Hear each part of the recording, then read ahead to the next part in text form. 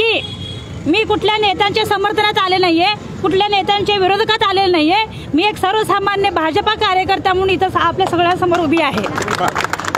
माझा सांगायचा हेतू एकच आहे की गेल्या लोकसभेच्या निवडणुकामध्ये आणि विधानसभाच्या निवडणुकामध्ये आमच्यासारखे सर्वसामान्य कार्यकर्ता जळलेला आहे आणि त्याला खूप त्रास झालेला आहे आणि या त्रासामधून तळागाळापर्यंत पोहोचणाऱ्या कार्यकर्त्याला माहीत आहे की आपण पक्षवाढीसाठी आणि पक्ष मोठा करण्यासाठी किती त्रास होतो हे आपल्या कार्यकर्त्याला चांगलंच माहीत आहे। आणि नेत्यांचे वरच्या लेवलमध्ये नेत्यांचं काय होतं आम्हाला देणं घेणं नाहीये।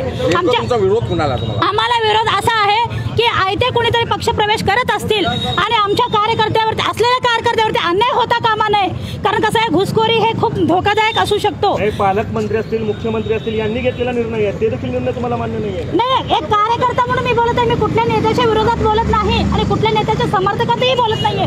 मी एक भाजप कार्यकर्ता म्हणून बोलत आहे। माझ्या भाजपा कार्यकर्त्यावरती अन्याय होता कामा नये आणि माझ्या भाजपा कार्यकर्त्यावरती कुठलाही कसं त्यांची जागा एकनिष्ठ आहे आणि एकनिष्ठांना न्याय देण्यात यावा आणि एकनिष्ठ कार्यकर्त्यासोबत सगळ्यांनी असावा।